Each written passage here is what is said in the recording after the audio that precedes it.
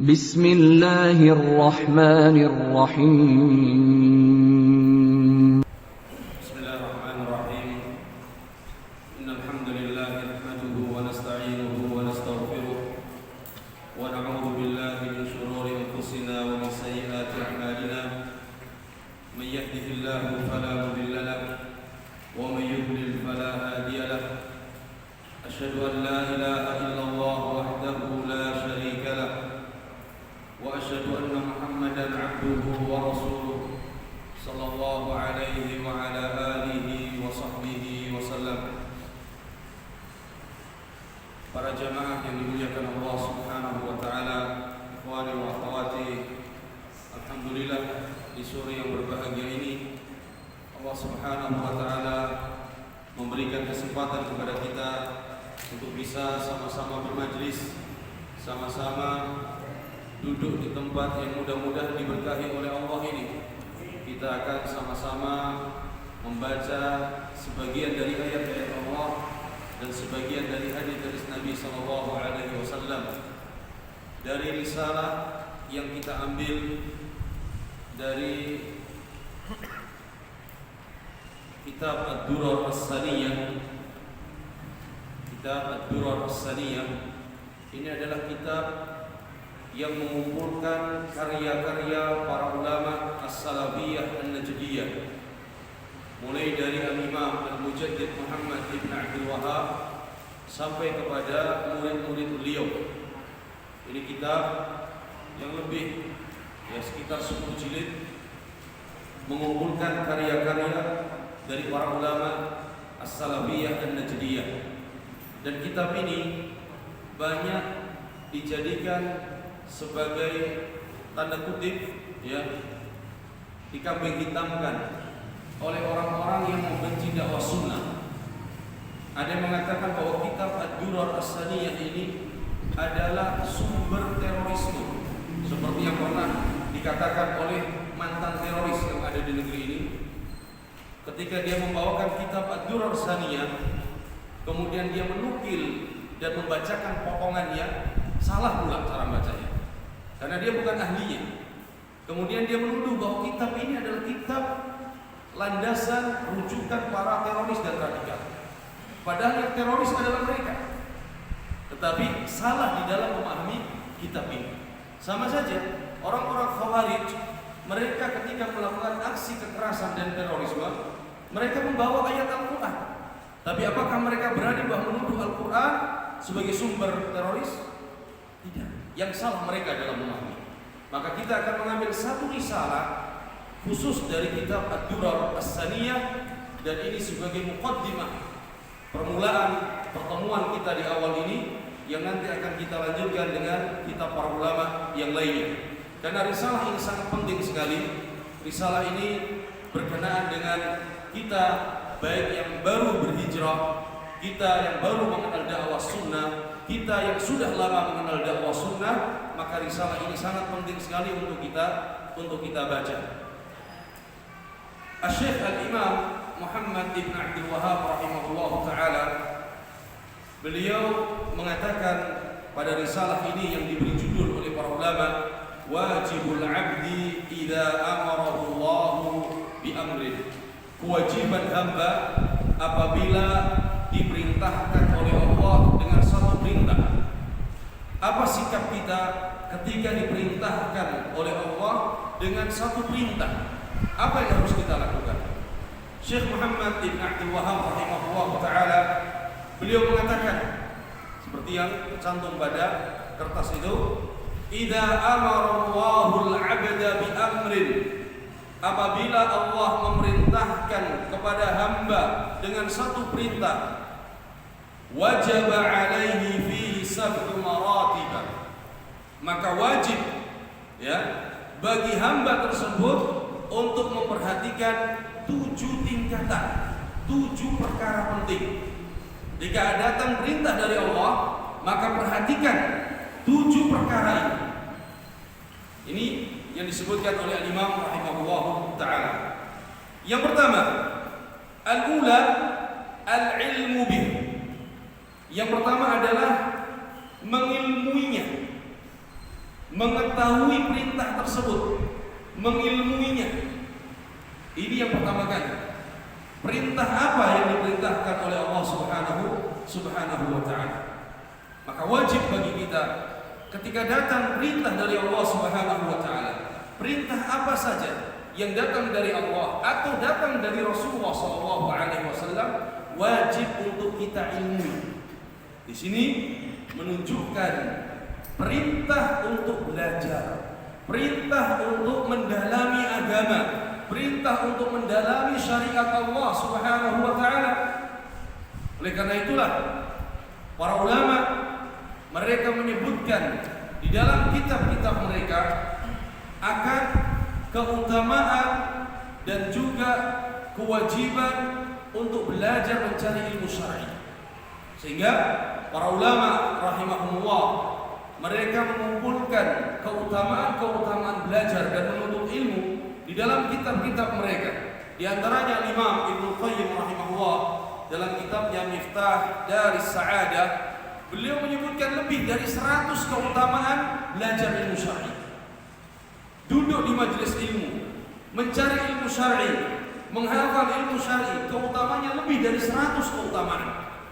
Dan di antara keutamaan untuk belajar mencari ilmu syar'i, bahwa ilmu yang sedang kita cari ini adalah warisan para nabi.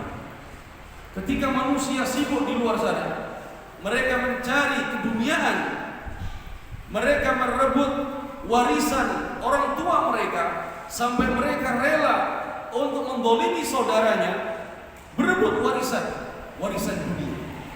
Tapi sepi orang berebut warisan ilmu, warisan para nabi. Dan ini merupakan syaraf, keutamaan, kemuliaan ketika seorang hamba bisa hadir di majelis ilmu, seorang hamba mencatat ilmu, seorang hamba mencari ilmu, dia sedang mencari warisan para nabi. Kata Nabi sallallahu alaihi wasallam, "Wa innal anbiya lam yuwarrithu dinaran wala dirhaman, wa innama warathu al-ilma, faman akhadahu akhadha bihadhin wahid." Para nabi tidak ada yang mewariskan harta, dinar, dirham, tidak ada yang mewariskan itu. Bahkan Nabi kita Muhammad sallallahu alaihi wasallam tidak mewariskan dunia kepada putrinya, tidak meninggalkan dunia kepada istri-istrinya, tidak. Nabi sallallahu alaihi wasallam ketika meninggal dunia bahkan baju besi Nabi, baju pakaian perang Nabi masih tergadai di siapa? Orang Yahudi. Nabi sallallahu alaihi wasallam menggadaikan baju perangnya kepada orang Yahudi. Sampai beliau meninggal belum bisa diambil lagi tuh baju pakaian. Nabi tidak meninggalkan sedikit pun dari dunia. Tapi yang Nabi tinggalkan adalah ilmu. Wa innama warathul ilma. Tapi Nabi dan para nabi-nabi sebelumnya, mereka mewariskan ilmu kepada umatnya, mewariskan ilmu kepada anak cucunya, mewariskan ilmu kepada keluarganya. Faman akhadahu akhadha bihadhin wahid. Maka siapa yang mengambil warisan para nabi, berarti dia telah mengambil sesuatu yang sangat banyak.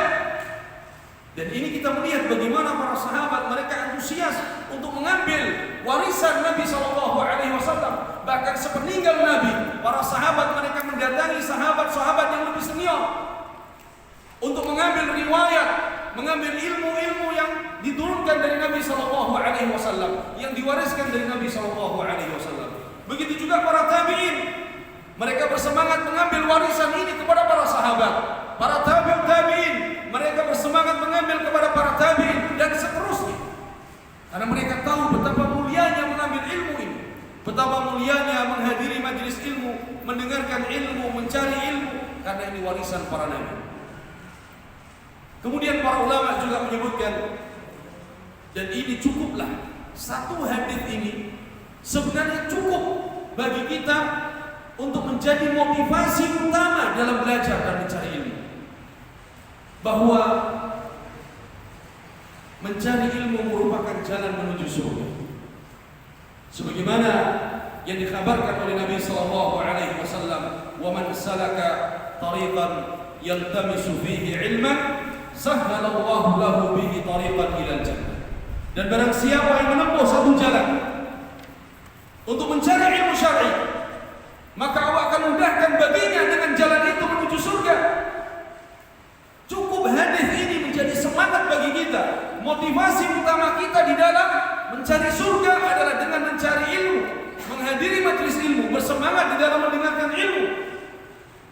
Di saat manusia berebut dunia, maka hendaknya kita berebut jalan menuju surga. Yang paling mudah adalah dengan belajar, dengan mencari ilmu.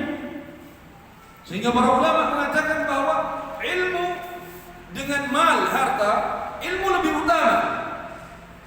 Karena ilmu yang akan menjaga kita. Tapi harta, kita akan disibukkan menjaga harta. Kita disibukkan untuk mengunci harta kita. Ketika sudah dikunci dan disimpan, kita masih tidak tenang dalam kehidupan kita. Kita khawatir akan harta kita. Tetapi ilmu, orang yang punya ilmu, dia kemana saja dia akan dijaga oleh ilmunya. Ketika dia mau berbuat maksiat, dijaga oleh ilmunya. Ketika dia mau melakukan hal yang dilarang oleh Allah, dijaga oleh ilmunya. Ketika dia mau melakukan hal yang lainnya, dia belajar, dia mengetahui ilmunya. Oleh karena itulah hendaknya kita bersemangat di dalam menuntut ilmu. Dan di sini Syekh rahimahullah mengatakan yang pertama al-ilmu bih. Ketika ada perintah, maka yang pertama kita pelajari adalah perintah tersebut. Kita ilmui. Contoh, ketika Allah perintahkan kita, perintahkan fa'lam annahu la ilaha illallah wastaghfir li dzambik. Ketahuilah, yang pertama kali diperintahkan oleh Allah, fa'lam, ketahuilah, ilmuilah bahwa tidak ada sembahan yang berhak diibadahi kecuali Allah.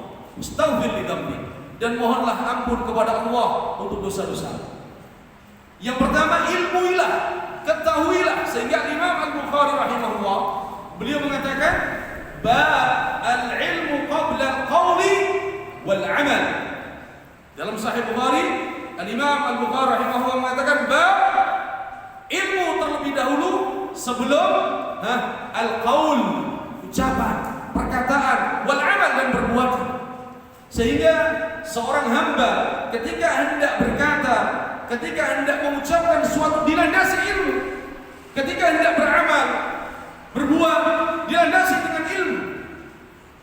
Oleh sebab itulah Nabi SAW mengajarkan kepada kita, ketika pagi hari, doa yang selalu dibaca oleh Nabi SAW, Allahumma inni as'aluka ilman nafi'a wa rizqan thayyiban wa amalan mutaqabbala. Yang pertama diminta oleh Nabi apa? Ilmu. Nabi minta apa?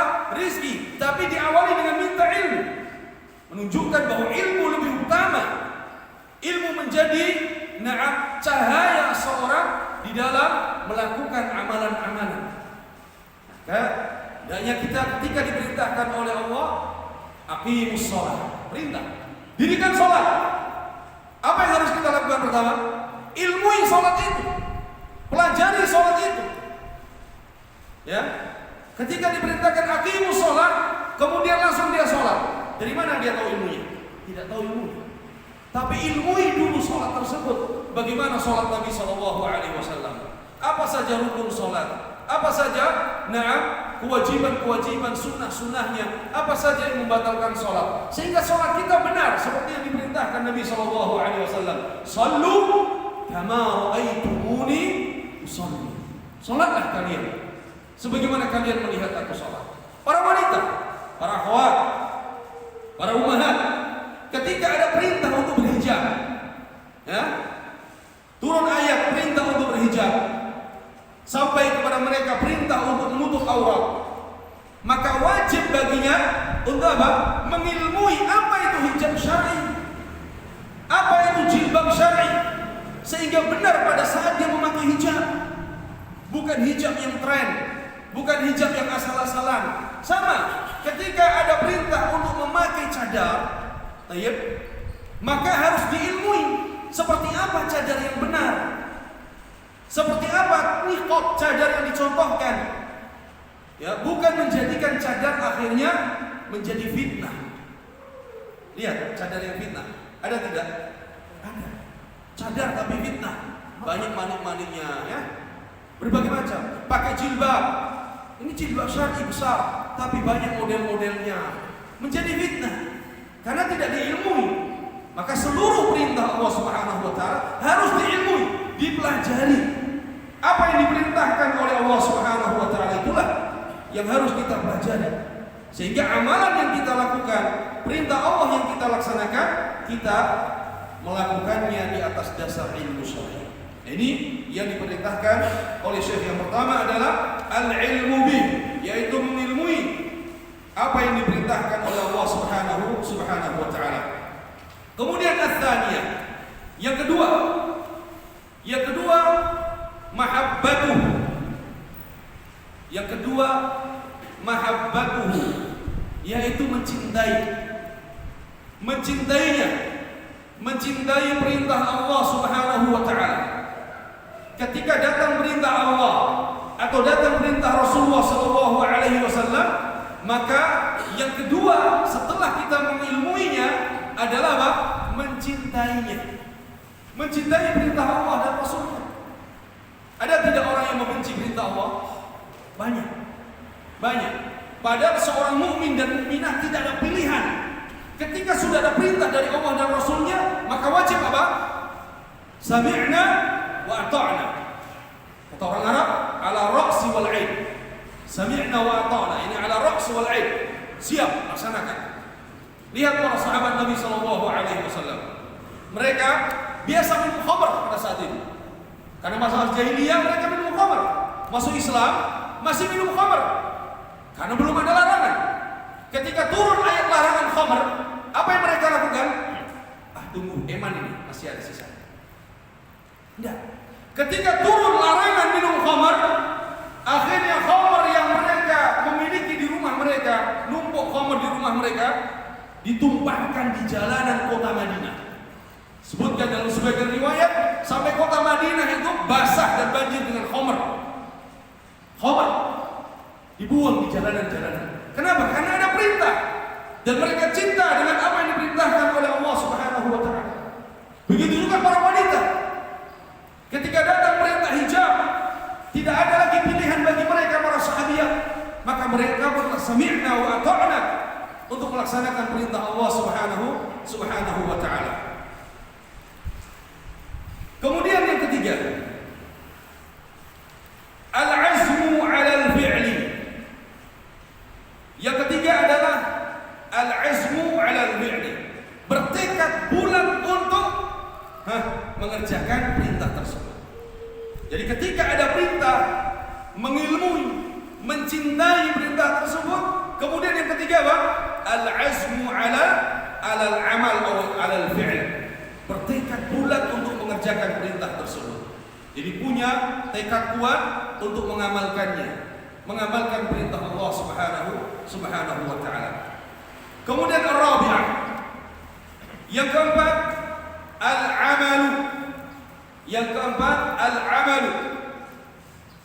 Ketika ada perintah, setelah kita mengilmui, mencintai, kemudian berazam, tekad bulat untuk mengerjakannya, maka yang keempat adalah al-amalu bih, mengerjakan.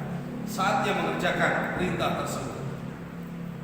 Qala al-khamisah, kemudian yang kelima, qauluhu yaqa'u 'ala al-masyru'i khalisan shawaba.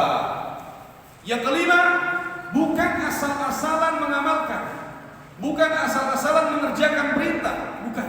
Tetapi yang kelima harus sesuai dengan apa yang disyariatkan oleh Allah, yaitu apa? Khalisan shawaba, mengikhlaskan amalan dan membenahi amalan sesuai dengan tuntunan Nabi sallallahu alaihi wasallam. Jadi kalau yang keempat adalah mengerjakan dan mengamalkan, maka yang kelima adalah apa? Yang kelima adalah mengamalkan sesuai dengan syariat, yaitu dengan ikhlas dan sesuai dengan contoh Rasulullah sallallahu alaihi wasallam. As-sadisah, dan yang keenam at-tahdhiru min fi'li ma yuhbitu. Yang keenam, berhati-hati menjaga amalan tersebut, ya, jangan sampai menjadi hancur sia-sia.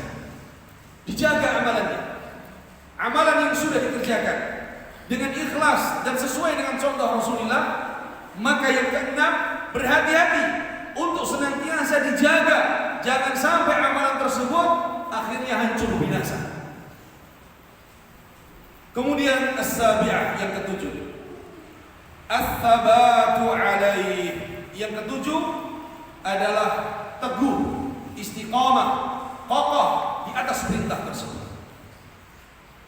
Yang ketujuh ats-tsabat, kokoh, teguh, istiqamah di atas perintah tersebut. Ini 7 poin yang akan kita bahas dari apa yang disebutkan oleh Syekh rahimahullahu ta'ala. Yang pertama adalah apa? Yang pertama tadi al-ilmu bih. Baik. Sebelum masuk pada itu, Syekh mengatakan di sini, idza 'arafa al-insan, apabila seorang telah mengetahui anna Allah amara bit-tauhid, bahwa Allah Subhanahu wa taala memerintahkan hamba-hambanya untuk mentauhidkan Allah, wa naha 'anil syirki, dan Allah melarang hamba-hambanya berbuat syirik.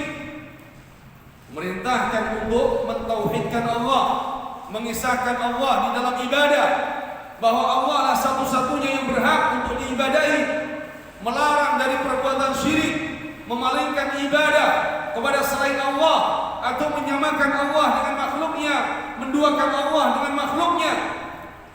Qal au 'arafa, atau seorang hamba dia mengetahui annallaha ahallal bai'a, bahwa Allah menghalalkan jual beli. Hamba tahu Allah menghalalkan jual beli. Wa harrama riba, dan hamba tahu bahwa Allah mengharamkan riba. Au 'arafa, atau hamba mengetahui annallaha harrama akla malil yatim. Hamba mengetahui bahwa Allah mengharamkan seorang memakan harta anak yatim.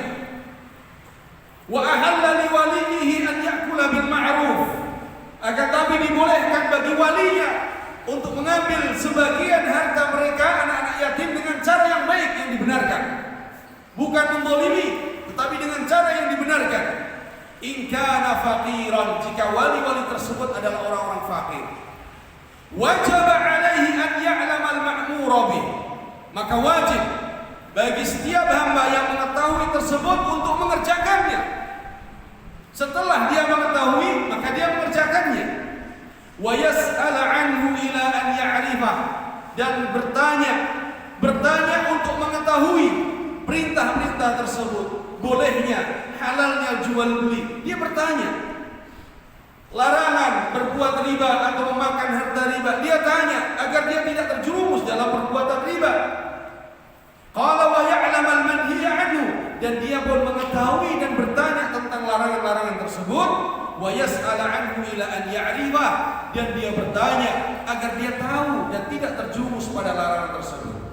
Maka Syekh rahimahullahu taala mengingatkan bahwa seorang hamba apabila mengetahui perintah Allah, mengetahui larangan Allah, maka hendaknya dia bertanya lagi kepada ahlinya, bertanya kepada ahlinya, bertanya kepada ulamanya, bertanya kepada ahlul ilmi, agar dia bisa mengerjakan perintah-perintah tersebut. Ketika ada larangan, dia bertanya agar dia lebih tahu tentang larangan tersebut dan tidak jatuh pada larangan tersebut. Bukan malah kita menghindar, tidak mau nanya, takut nanti kalau sudah tahu berarti harus apa? Mengamalkan. Nggak mau nanya, kalau nanti sudah tahu berarti harus apa? Meninggalkan. Ketika dia tahu dia harus bertanya dan tidak bertanya, dia salah 2 kali. Sudah salah nggak mau nanya, ya. Kemudian salah yang kedua, dia rela dalam kebodohan dan kejahilan. Maka dia harus bertanya. Oleh karena itulah salah satu cara untuk mendapatkan ilmu adalah dengan apa? Bertanya. Allah perintahkan dalam Al-Quran, fas'alu ahla dzikri in kuntum la ta'lamun. Bertanyalah kepada ahli ilmu, bertanyalah kepada ahlinya jika engkau tidak mengetahui.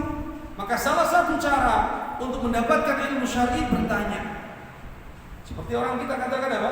Malu bertanya, sesat di jalan. Kalau sesatnya di dunia masih lumayan. Malu bertanya sesat di jalan akhirat bagaimana? Karena para ulama mengatakan Allah memiliki 2 jalan. Siratan, lillahi siratan. Allah memiliki 2 jalan. Sirat di dunia adalah agama dan syariatnya. Sirat yang kedua adalah jisrun ala jahannam, jembatan yang dibentangkan di atas jahannam. Jalan di dunia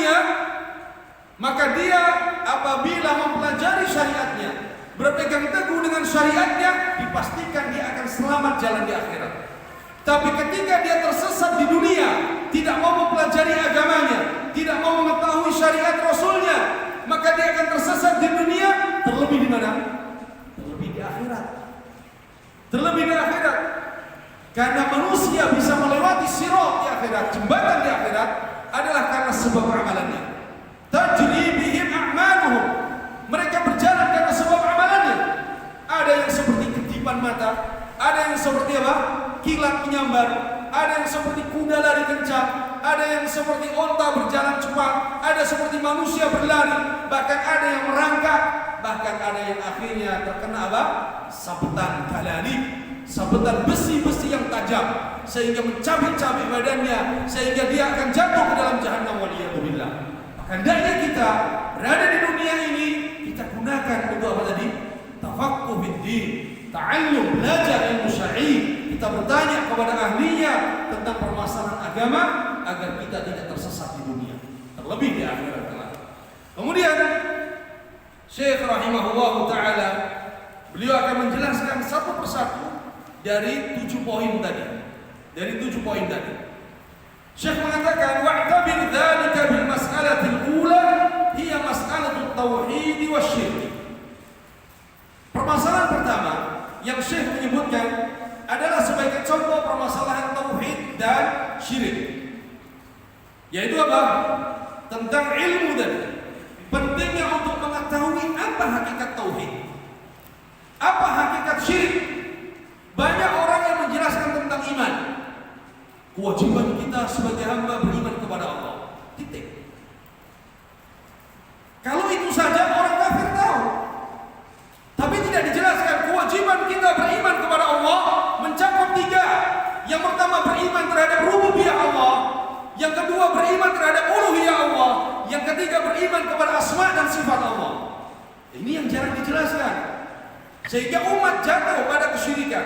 Ada yang jatuh pada kesyirikan rububiyah, ada yang jatuh pada kesyirikan uluhiyah, ada yang jatuh pada kesyirikan asma wa sifat. Jatuh pada kesyirikan rububiyah, ada yang mempercayai bahwa si fulan mengetahui perkara yang gaib. Si fulan bisa merubah hujan yang turun menjadi apa? Berhenti seketika. Si fulan bisa menahan angin dan lain sebagainya. Ini semua adalah syirkun fi apa? Rububiyah. Karena yang bisa menurunkan hujan hanya Allah, yang bisa mengatur alam hanya Allah, yang mengetahui hal gaib hanya Allah. Nah, ketika seorang mengaku ilmu gaib, maka dia jatuh pada syirkun rububiyah. Ada yang jatuh pada syirkun uluhiyah karena tidak dijelaskan, sehingga dia berdoa kepada selain Allah. Dia meminta kepada tempat-tempat yang dianggap keramat. Dia datang kepada kuburan para wali dan orang-orang saleh, meminta di sana. Syirkul uluhiyah yang tidak dijelaskan kepada umat. Ada yang jatuh pada syirkul al-asma wa sifat, menyamakan sifat Allah dengan sifat makhluknya. Ini kesyirikan yang terjadi di tengah-tengah umat. Sehingga wajib untuk mengetahui hakikat tauhid dan wajib untuk mengetahui hakikat syirik agar kita tidak jatuh pada syirik tersebut. Karena orang awam, masyarakat umum menyangka bahwa syirik itu adalah beribadah kepada siapa? Pada berhala. Sekarang tidak ada orang nyembah berhala kecuali di tempat-tempat tertentu. Mereka beranggapan bahwa syirik adalah sujud kepada berhala saja. Padahal kesyirikan lebih daripada itu. Mereka yang menduakan Allah dengan makhluknya, menyamakan Allah dengan makhluknya, berdoa kepada selain Allah dan yang lain. Ini semua adalah kesyirikan yang wajib kita ketahui, kemudian kita jelaskan kepada umat agar mereka terhindar dari kesyirikan tersebut. Syekh mengatakan, al-martabatul ula al-ilm. Tingkatan yang pertama adalah ilmu. Ay aktsarun nasi 'alima anna at-tauhid haqqun. Kebanyakan manusia mereka mengetahui bahwa tauhid itu adalah hak, benar. Orang yang punya fitrah salimah, fitrahnya itu masih salim, masih bersih, maka dia pasti yakin bahwa tauhid adalah apa? Adalah hak. Qala wasyirka batilun. Dan kebanyakan manusia tahu bahwa syirik itu batil. Syirik itu melanggar agama. Tetapi kadang tidak sadar apa yang dia lakukan adalah apa? Kesyirikan.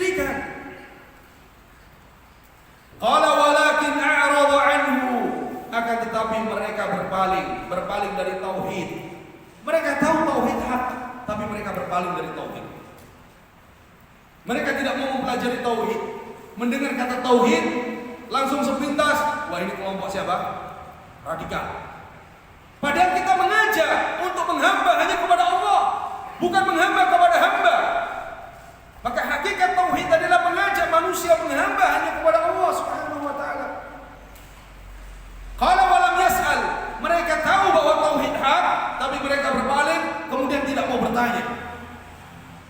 Qala wa 'arafa anna Allah harrama riba, dan mereka tahu bahwa Allah mengharamkan riba.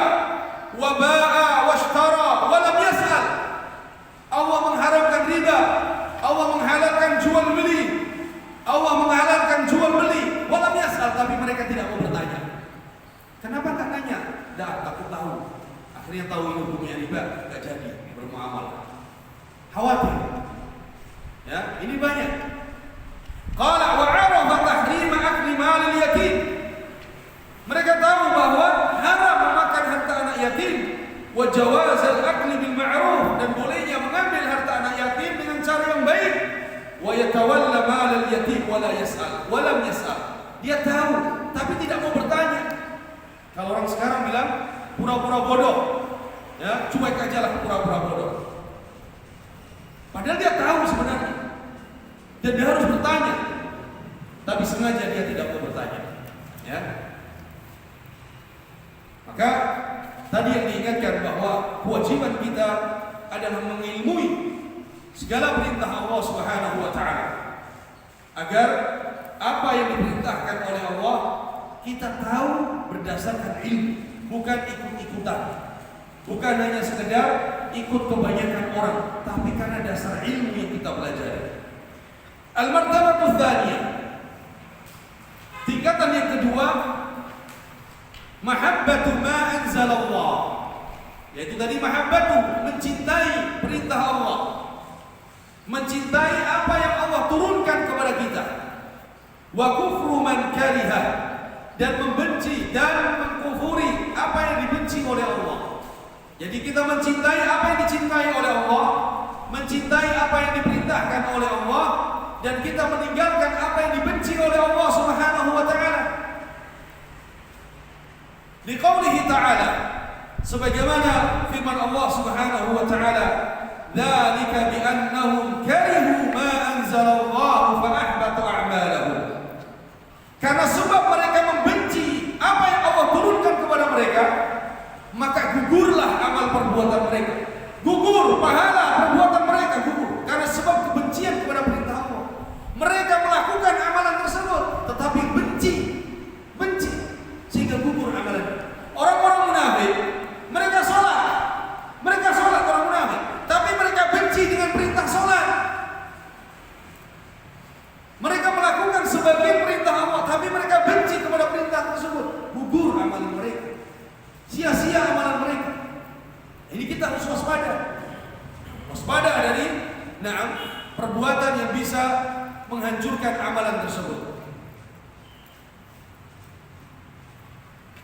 Maka pada prinsip yang kedua atau tingkatan yang kedua, kewajiban kita adalah menjaga hati kita, membersihkan hati kita, agar hati kita siap menerima perintah Allah dan cinta atas perintah Allah. Karena ini merupakan raja bagi seluruh anggota tubuh kita.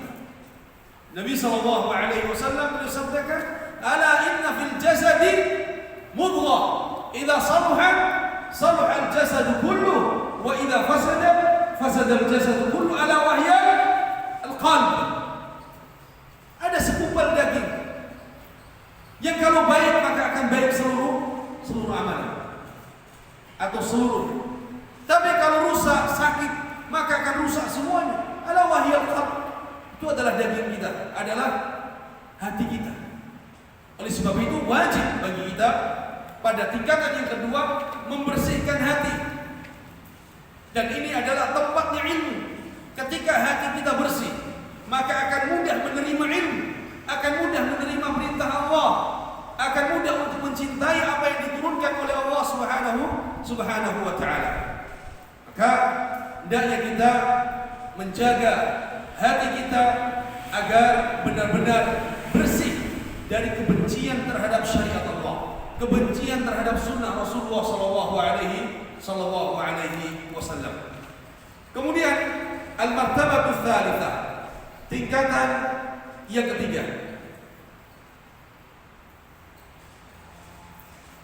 Atau sebelum pada tingkatan yang ketiga, pada tingkatan kedua, agar kita bisa menjaga kecintaan kita terhadap perintah Allah, ada beberapa sebab agar hati kita cinta terhadap perintah Allah Subhanahu wa taala. Sebab yang pertama adalah qiraatul Quran wa tadabbur, membaca Al-Quran dan mentadabburinya. Kita gunakan hati kita untuk membaca Al-Quran dan mentadabburinya, sehingga hati kita menjadi bersih dan hati kita siap menerima perintah Allah. Sebab yang kedua adalah at-taqarrub ila Allah bin nawafil ba'da al-fara'id. Sebab yang kedua untuk membersihkan hati dan menjaga hati kita agar cinta kepada perintah Allah adalah melaksanakan sunnah-sunnah setelah menjalankan perintah. Menjalankan atau melaksanakan sunnah-sunnah setelah menjalankan perintah. Salat adalah wajib, salat 5 waktu, tapi di sana ada apa? Ada sunnahnya. Puasa Ramadan wajib, di sana ada apa? Ada sunnahnya. Sedekah, ada sunnahnya puasa nawafil, puasa sunnah. Kemudian zakat wajib, di sana ada sunnahnya apa? Sedekah, infak dan yang lain-lainnya. Kemudian menjalankan sunnah-sunnah yang lainnya. Ketiga, dawamu dzikrihi ala kulli hal. Yang ketiga adalah senantiasa berzikir kepada Allah dalam keadaan apapun. Kita berzikir dalam keadaan kita sedang duduk, kita berzikir dalam keadaan kita sedang berbaring, berzikir kepada Allah pada saat kita sedang berjalan, berzikir pada saat kita sedang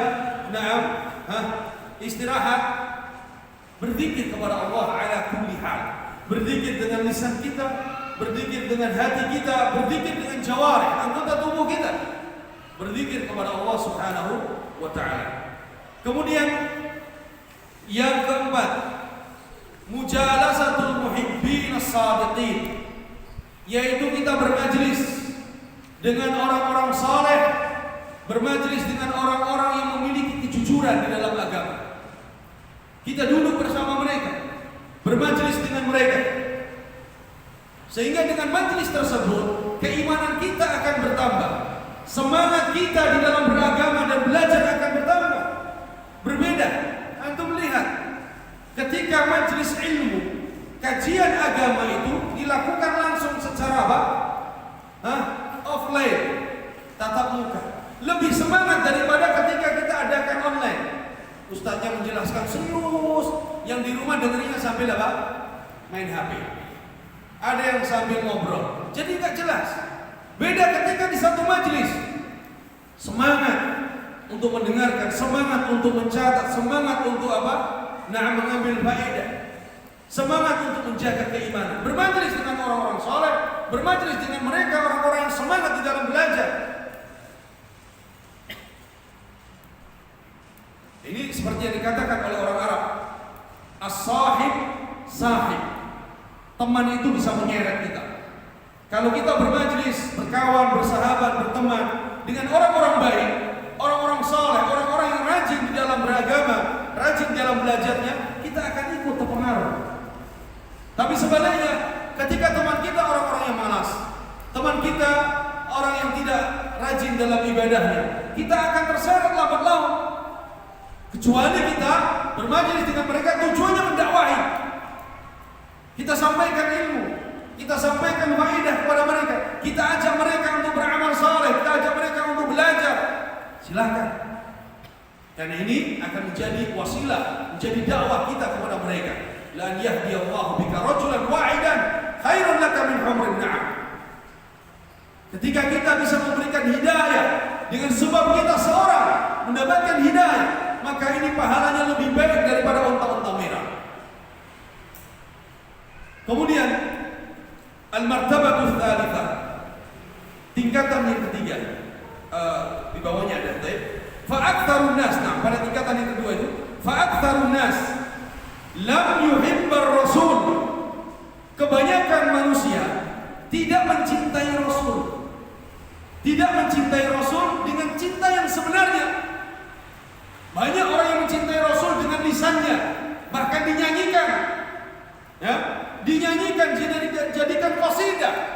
Tetapi mana bukti kecintaan mereka kepada Rasulullah SAW dengan amaliyah?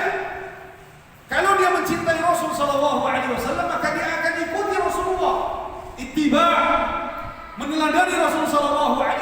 Sebagaimana orang yang cinta kepada para artis, cinta kepada para pemain bola, dia akan ikuti semua gayanya, gaya pakaiannya, gaya rambutnya, gaya bicaranya, bahkan gaya jalannya diikuti.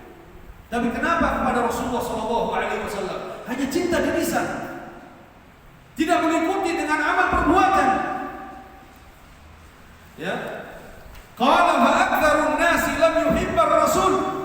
Kebanyakan manusia tidak cinta kepada Rasul dengan cinta yang sebenarnya. Bal abghadha, tetapi mereka bahkan membenci Rasul hakikatnya. Membenci Rasul hakikatnya. Bukti apa? Kami cinta Rasul. Nah, iya. Rasul perintahkan kalian untuk menjaga dan memelihara jenggot kalian. Onda, ini ciri teroris. Onda, ini ciri radikal. Ayo. Akhirnya apa? Menentang. Kemudian istihza, mengolok-olok orang yang berjenggot. Padahal perintah Rasul. Ayo. Rasul perintahkan kita untuk mengikuti sunnahnya, menghidupkan sunnah-sunnahnya, baik sunnah dalam perbuatan atau sunnah dalam berpakaian. Sampaikan hadis-hadis ini. Apa kata mereka? Onda, tidak harus itu yang kita ikuti, masih banyak sunnah yang lain. Terus sunnah mana yang harus diikuti? Dibawakan sunnah Rasul, tidak mau. Diajarkan sunnah Rasul, malah dicela dan lain sebagainya. Katanya cinta Rasul SAW. Makanya ketika Allah turunkan firman-Nya, "Qul in kuntum tuhibbunallah fattabi'uni yuhibbukumullah." Katakan wahai Nabi kepada mereka manusia-manusia yang mengaku cinta Allah, kalau benar kalian cinta Allah, maka ikutilah aku. Kata para ulama, hadhil ayat ayatul imtihan. Ayat ini diturunkan oleh Allah sebagai ayat ujian, sebagai ayat imtihan, ujian kepada manusia. Benar tidak apa yang mereka ucapkan bahwa kami cinta Rasul, ittiba tidak kepada Rasulullah SAW. Kita diuji oleh Allah Subhanahu wa taala. Kalau benar cinta kepada Rasul adalah mengikuti dan meneladani. Kemudian kata beliau, wa abghadha ma jaa bih. Nah, kebanyakan manusia membenci apa yang dibawa oleh Rasul SAW dengan alasan, oh ini tidak cocok kalau diterapkan di negeri kita. Kalau di tanah Arab iya cocok. Ketika dibawakan sunnah Rasul, oh ini tidak, ini berlawanan dengan adat istiadat di negeri kita.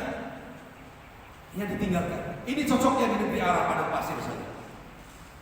Apa yang cocok bagi negeri kita kalau begitu?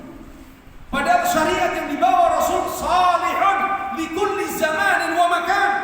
Syariat yang dibawa Rasul ini adalah sesuai dan cocok kapanpun dan dimanapun. Karena syariat ini yang akan menghantarkan kita kepada kebahagiaan dunia dan akhirat. Kalau datang dari Rasulullah SAW ditolak, dibenci, bagaimana kita akan mendapatkan kejayaan, kebahagiaan sebagaimana didapatkan oleh para sahabat Nabi SAW? Qala walau arafa anna Allah anzala. Mereka membenci apa yang dibawa Rasul meskipun mereka tahu bahwa itu sebenarnya datang dari Allah. Karena apa yang dibawa oleh Rasul semua datangnya dari siapa? Dari Allah. Wa ma yantiqu 'anil hawa in huwa illa wahyu yuha. Apa saja yang diucapkan oleh Rasulullah, disampaikan oleh Rasulullah, yang diberitakan oleh Rasulullah, semua itu wahyu yang diwahyukan oleh Allah kepada Rasul SAW. Maka tidak ada pilihan bagi kita. Wa ma kana lil mu'minin wa la mu'minatin idza qada Allahu wa rasuluhu amran an yakuna lahum khiyaratu min amrihim. Tidak pantas bagi seorang mukmin dan mukminah, kata Allah. Ketika datang perintah dari Allah, ketika datang keputusan dari Allah, kemudian mereka memilih menawar-nawar, tidak pantas bagi seorang mukmin dan mukminah. Kemudian al-martabatus tsalitsah, tingkatan yang ketiga. Kata beliau rahimahullah, al-azmu 'ala al-fi'li, yaitu berazam, bertekad bulat untuk mengerjakan perintah tersebut. Berazam, bertekad bulat 'ala al-fi'li, untuk mengerjakannya. Wa katsirun minan nas 'arafa wa ahabba walakin lam ya'si. Banyak orang yang tahu akan perintah Allah. Banyak juga orang yang cinta kepada perintah Allah, tetapi mereka belum memiliki azam yang kuat untuk mengerjakannya. Dia tahu ini sunnah. Yang kedua, dia cinta ini sunnah, tapi dia belum memiliki azam, tekad untuk mengerjakannya. Qala khaufan min taghayyuri dunya. Apa yang menyebabkan mereka tidak memiliki azam untuk mengerjakannya? Kata Syekh, khaufan min taghayyuri dunya. Mereka takut akan berubah dunianya. Apa maksudnya? Mereka takut akan berubah kedudukannya, akan mengubah keadaan dia di masyarakat. Padahal ini adalah perintah Allah dan perintah Rasulnya.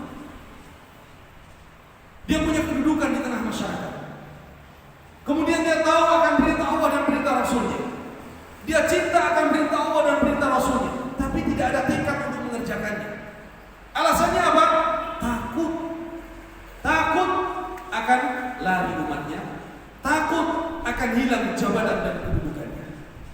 Khaufan min taghayyuri dunya, karena dia takut akan hilang dunianya, takut akan hilang kedudukannya di tengah masyarakat. Dan ini yang terjadi. Ini yang terjadi pada kebanyakan manusia dan para pembesar. Lihat para tokoh-tokoh kufar musyrik pada saat itu. Mereka tahu bahwa Rasul sallallahu alaihi wasallam adalah utusan Allah. Rasul adalah nabi yang hak. Rasul dari keturunan bangsawan, nasabnya nasab terbaik. Mereka tahu. Rasul tidak pernah berdusta. Mereka tahu. Rasul bahkan digelari sebelum menjadi nabi dan rasul sebagai as-sadiq al-amin. Tapi ketika Rasulullah membawa risalah, diutus oleh Allah menyampaikan dakwah tauhid, akhirnya mereka berubah. Yang tadinya mereka cinta, yang tadinya mereka mengagungkan Rasulullah sebagai manusia yang jujur, bahkan ini pernah disampaikan oleh Abu Sufyan. Abu Sufyan kerabat dekat Nabi SAW. Pada saat Abu Sufyan masih kafir musyrik, Abu Sufyan mendatangi Herakles. Apa bahasa kita sekarang? Hercules ya. Mendatangi Hercules, pembesar kufar pada saat itu. Hercules ini bukan manusia biasa. Dia selain pembesar, dia juga sebagai ulamanya orang-orang Nasara pada saat itu.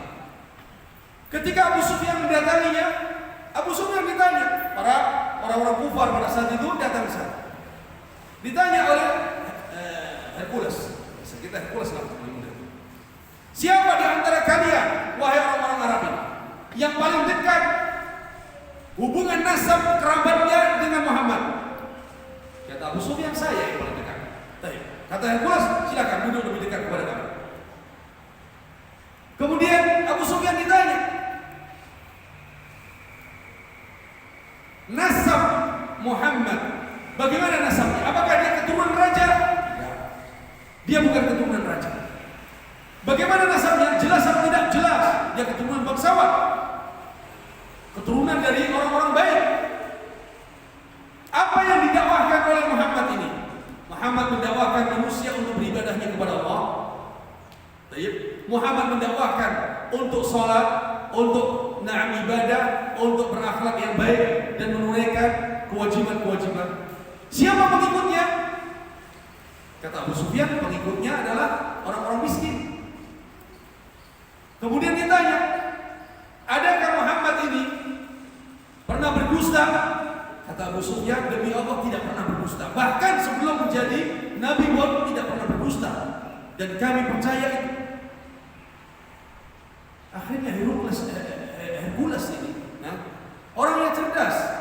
Dia bukan sembarang orang. Dia tahu bahwa ini adalah ciri kenabian. Ciri kenabian. Ya. Tetapi dia tahu, tapi tidak ada azam lagi untuk mengikutinya, untuk mengikuti syariat kenabian Rasulullah SAW. Dan ini yang terjadi. Itu sebelum masuk Islamnya Abu Sufyan. Karena Abu Sufyan masuk Islam pada saat apa? Fathu Makkah. Setelah Fathu Makkah. Baik. Kemudian kenapa Hercules tadi tidak mau mengikuti agama yang dibawa oleh Nabi SAW? Khaufan min taghayyur dunya, khawatir hilang ini jabatan-jabatan. Atau para pembesar kufar pada saat itu khawatir hilang jabatan mereka di tengah masyarakat. Maka ini yang menghalangi manusia dari mendapatkan hidayah. Adalah khawatir dunianya akan hilang, khawatir jabatannya akan hilang, atau perasaan tidak enak di tengah umat dan di tengah masyarakat, sehingga terhalangi mereka untuk mendapatkan hidayah. Al-martabah